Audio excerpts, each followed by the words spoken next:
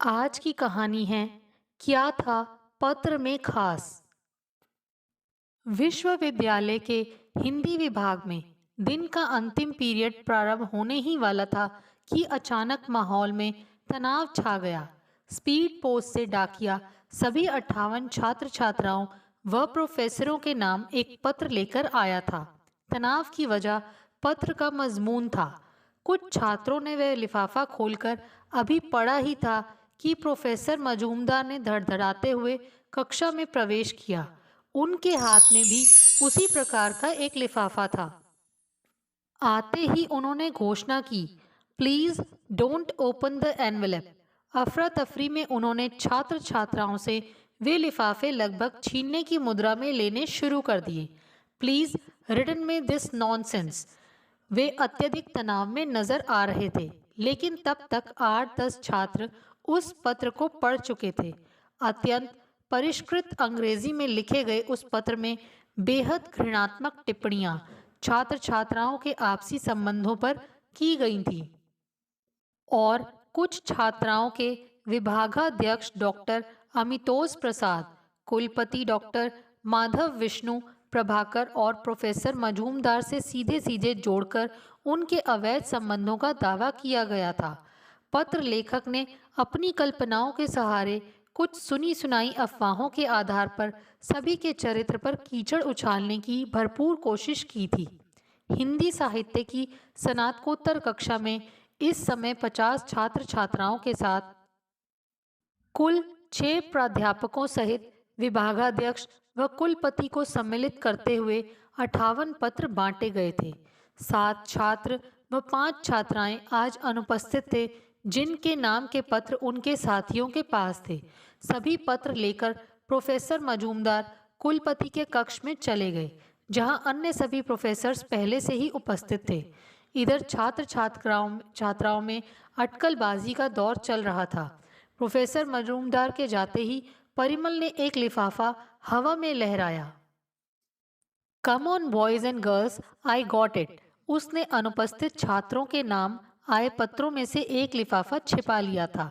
सभी छात्र छात्राएं उसके चारों ओर घेरा बनाकर खड़े हो गए। वह छात्र यूनियन का अध्यक्ष था, अतः भाषण देने वाली शैली में उसने पत्र पढ़ना शुरू किया। विश्वविद्यालय में इन दिनों इश्क की पढ़ाई चल रही है।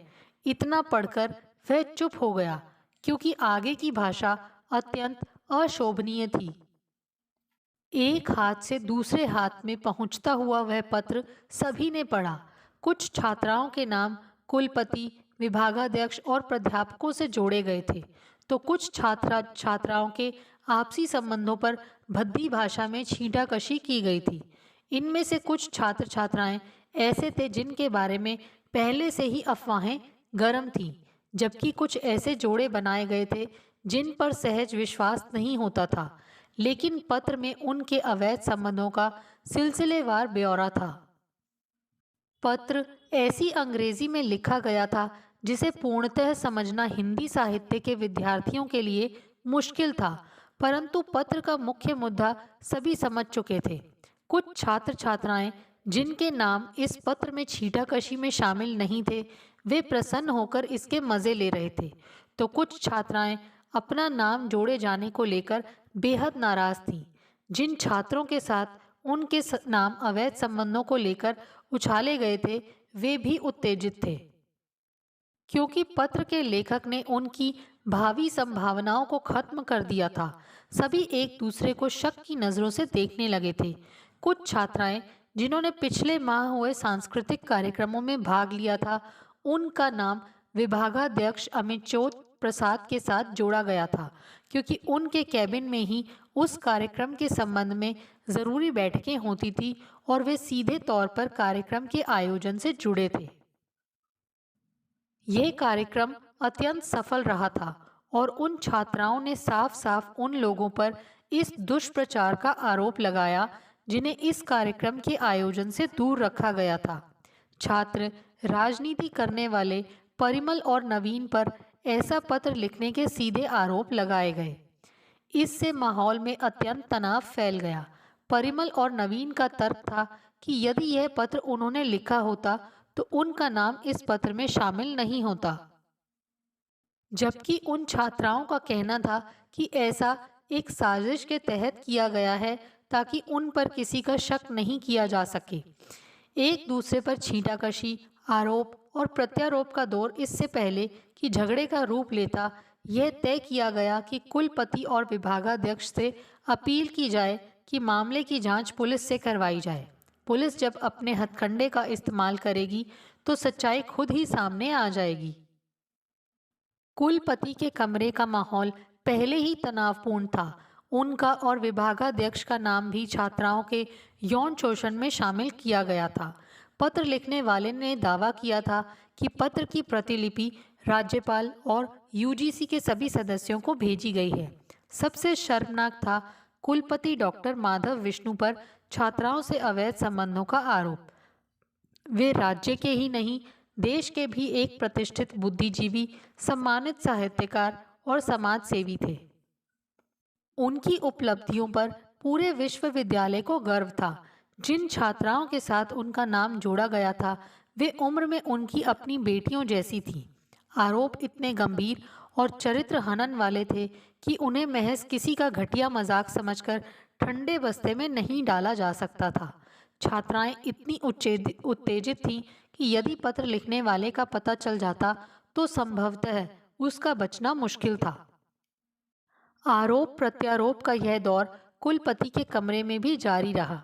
विरोधी गुट के छात्र नेता परिमल पर प्रत्यक्ष आरोप लगा रहे थे कि वे सीधे तौर पर यदि इसमें शामिल नहीं हैं तो कम से कम यह उसके इशारे पर हुआ है। सबसे ज़्यादा गुस्से में संध्या थी। वह छात्र राजनीति में विरोधी गुट के मदन की समर्थक थी और उसका नाम दूसरी बार इस तरह के अवैध संबंधों की सूची में शामिल किया गया था।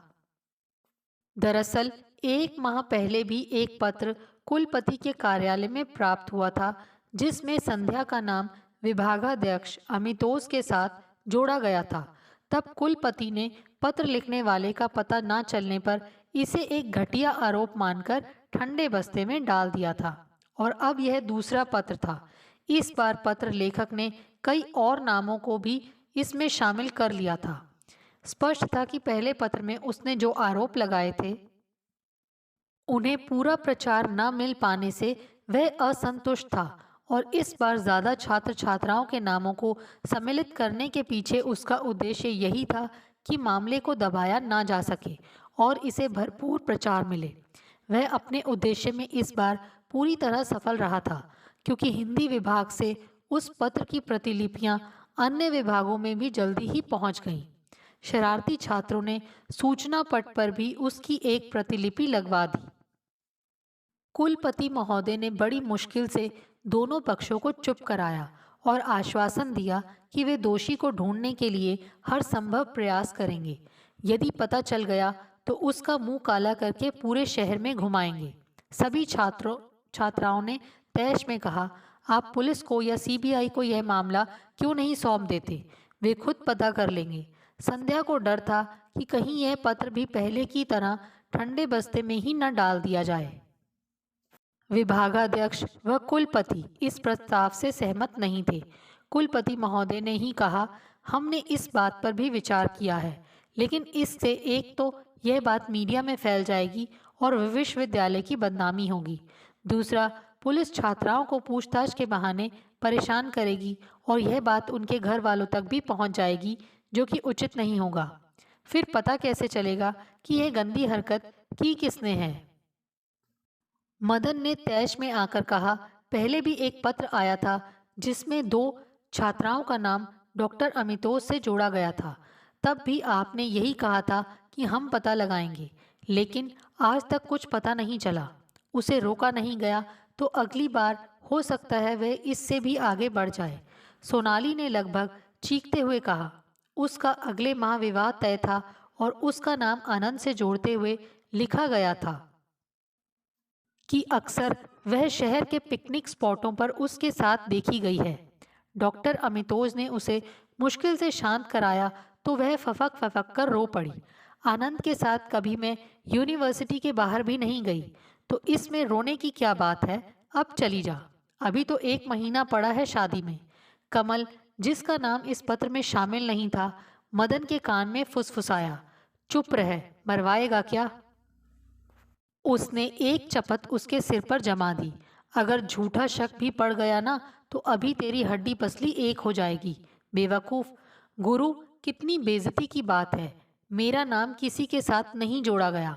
कम से कम उस काली कांता के साथ ही जोड़ देते। अबे, जिसका नाम उसके साथ जुड़ा था, उसने भी उसकी खूबसूरती से तंग आकर तलाक ले लिया। शुक्र है आत्महत्या नहीं की। और फिर ठहाका मारकर दोनों देर तक उसका मजाक उड़ाते रहे। कांता एक 25 वर्षीय युवा तलाकशुदा छात्रा थी, जो उन्हीं के साथ हिंदी साहित्य में एमए कर रही थी। सभी के लिए उसकी पहचान सिर्फ काली कांता थी। अपनी शक्ल सूरत को लेकर उसमें काफ़ी हीन भावना थी, इसीलिए वह सबसे कटी कटी रहती थी। किसी ने ना तो इस मुद्दे पर उसकी सलाह ली और ना ही वह बाकी लड़कियों की तरह खुद इसमें शरीक हुई। अगर होती तो ऐसे ही व्यंग बाणों की शिकार बनती रहती। इस बार ऐसा नहीं होगा, डॉक्टर अमितोज ने खड़े होते हुए कहा। पुलिस और सीबीआई की सहायता के बिना भी दोषी का पता लगाया जा सकता है। आप लोग कुछ वक्त दीजिए हमें। बजाय आपस में लड़ने झगड़ने के, आप भी अपनी आंखें और कान खुले रखिए। दोषी आप लोगों के बीच में ही है। हाँ, जिस तरह से उसने नाम जोड़े हैं, उससे पता चलता है कि वह काफी कुछ जानता है। अभी तक चुपचाप बैठे हासिल साहिल ने कहा तो कुछ उसकी तरफ गुस्से में देखने लगे और कुछ बरबस होठों पर आ गई हंसी को रोकने की चेष्टा करने लगे। मेरा मतलब था, वह हम सभी लोगों से पूरी तरह परिचित है। साहिल ने अपनी सफाई दी। उसका नाम इस सूची में तो शामिल नहीं था, परंतु सभी जानते थे कि वह हर किसी लड़की से दोस्ती करने को हमेशा लालायित रहता था। कहीं यही तो नहीं है? कमल फिर मदन के कान में फुसफुसाया। अबे, ये ढंग से हिंदी नहीं लिख पाता, ऐसी अंग्रेजी कहाँ से लिखेगा? मदन बोला, गुरु, अंग्रेजी तो किसी से भी लिखवाई जा सकती है, और मुझे तो लगता है इंटरनेट की किसी गॉसिप वेबसाइट से चुराई गई है यह भाषा। कमल ने सफाई दी। अबे, उसे माउस पकड़ना भी नहीं आता अभी तक, और इंटरनेट देखना तो दूर की बात है। मदन ने उसे चुप रहने का इशारा किया। पर गुरु, कमल के पास अभी और भी तर्क थे साहिल को दोषी साबित करने के। अच्छा, आप लोग अपनी कक्षाओं में चलिए। कुलपति महोदय ने आदेश दिया तो सभी बाहर निकल आए। बाहर आकर भी तनाव खत्म नहीं हुआ। सभी छात्रों ने कैंटीन में अपनी एक हंगामी मीटिंग की। सभी का मत था कि दोषी हमारे बीच का ही कोई छात्र है, लेकिन है कौन?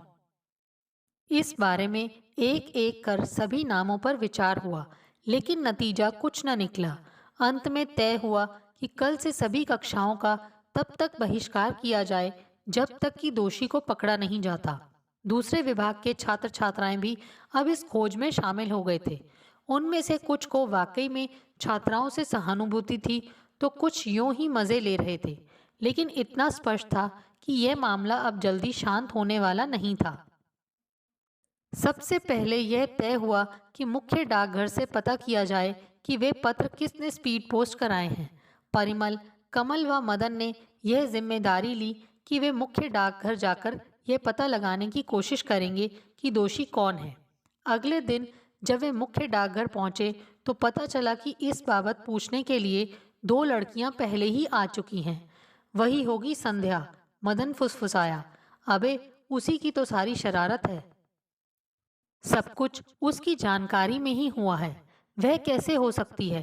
परिमल बोला, वह जो इतना तैश खा रही थी ना, वह सब दिखावा था। लेकिन गुरु, उसका तो नाम खुद ही सूची में है। मदन बोला, यही तो तरीके होते हैं डबल क्रॉस करने के।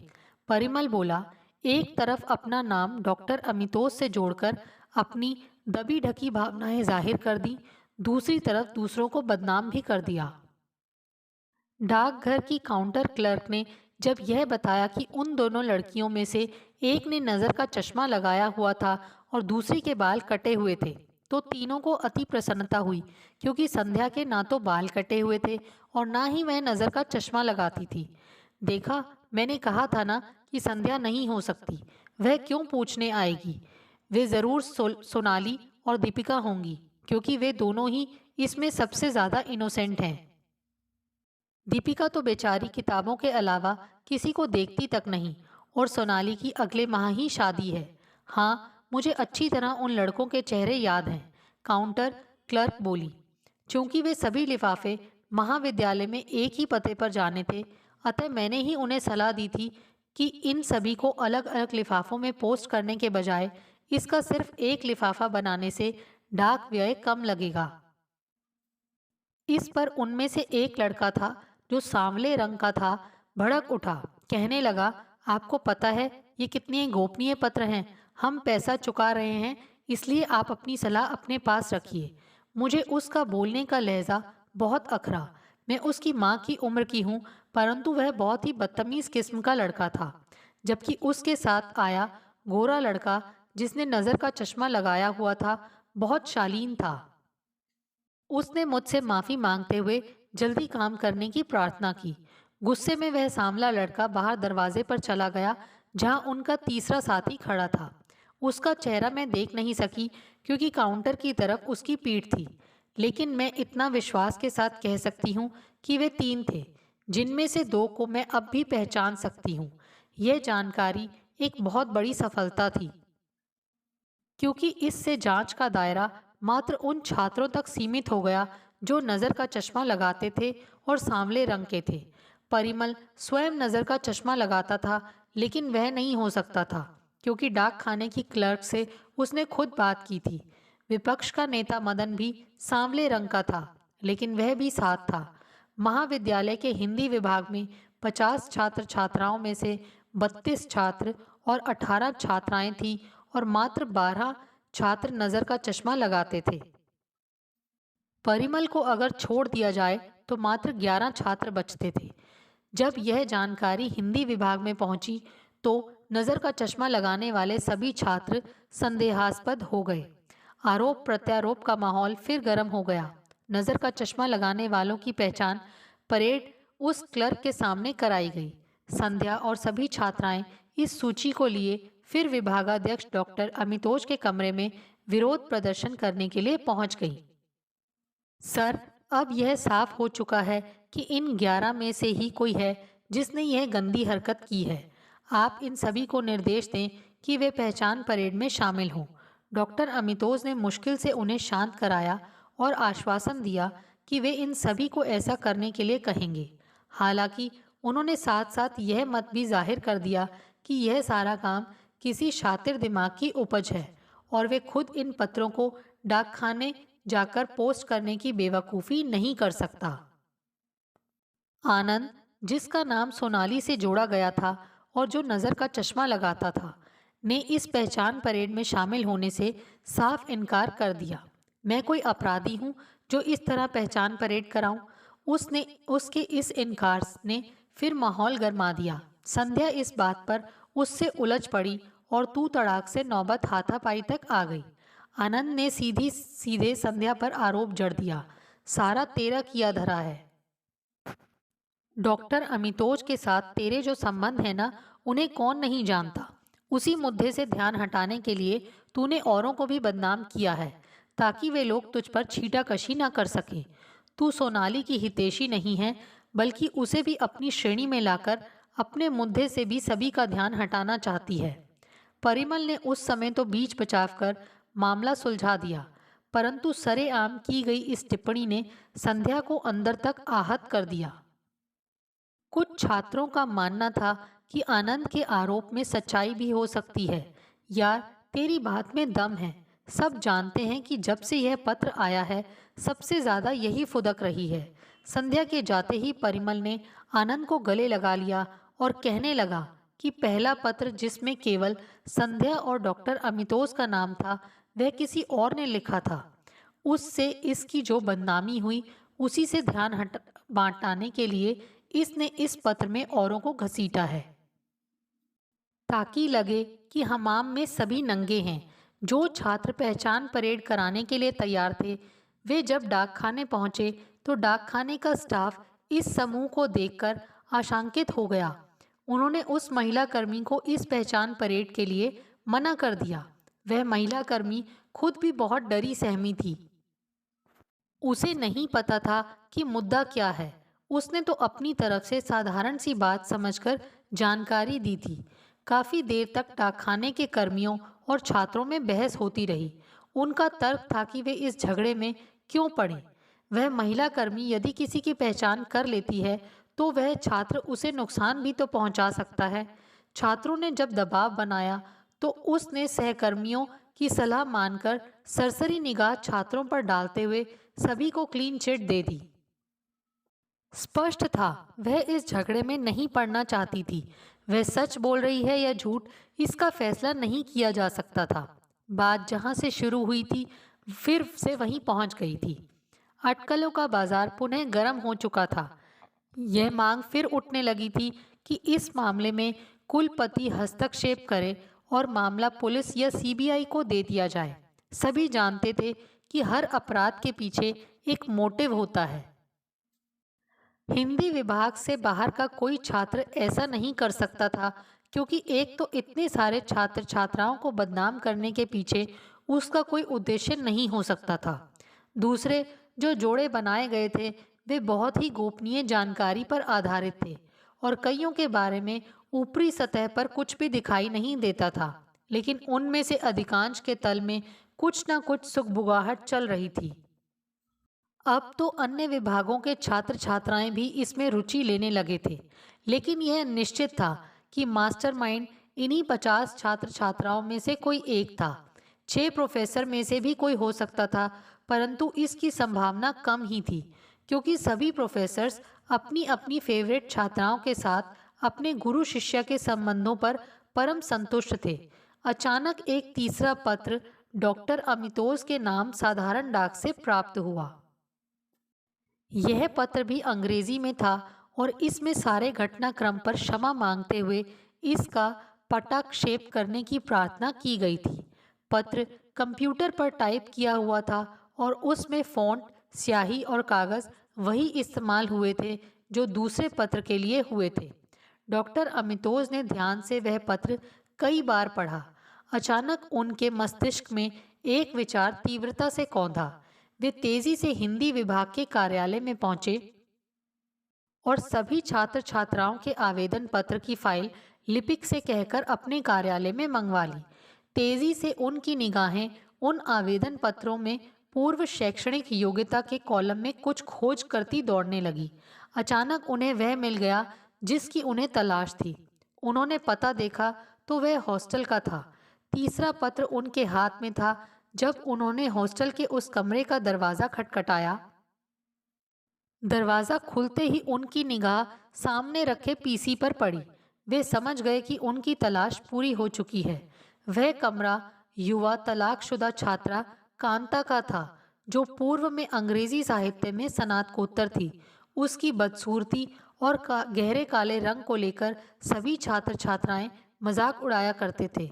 उनके सामने अब इस अपराध का मोटिव स्पष्ट था और इस पर किसी तर्क की गुंजाइश नहीं थी। उन्हें समझ नहीं आ रहा था कि इस अपराध के लिए वे उस पर नाराज हों या तरस खाएं। मैं नहीं पूछूंगा कि दूसरे पत्र को पोस्ट करवाने में जिन 3 लड़कों का तुमने सहयोग लिया वे कौन थे, क्योंकि उन्हें पता भी नहीं होगा कि वे क्या करने जा रहे हैं। लेकिन तुम्हारा गुरु होने के नाते एक सीख तुम्हें ज़रूर दूंगा। जो कमी तुम्हें अपने में नज़र आती है और जिसमें तुम्हारा अपना कोई दोष नहीं है, उसके लिए स्वयं पर शर्मिंदा होकर दूसरों से उसका बदला लेना अपने आप में एक अपराध है। जो तुमने किया है, तुमने इस अपराध के लिए क्षमा प्रार्थना की है। एक शर्त पर मैं तुम्हें क्षमा कर सकता हूँ, यदि तुम यह वादा करो कि कभी अपने रंग रूप पर शर्मिंदगी महसूस नहीं करोगी। अपने आप से प्यार करना सीखो, तभी दूसरे भी तुम्हें प्यार करेंगे। उन्होंने वह पत्र फाड़ा और आंसू बहाती कांता के सिर को सहलाकर चुपचाप वहां से बाहर निकल आए। दोस्तों, आपको हमारी ये कहानी कैसे लगी? प्लीज़ कमेंट्स करके बताइए। Thanks for watching this video.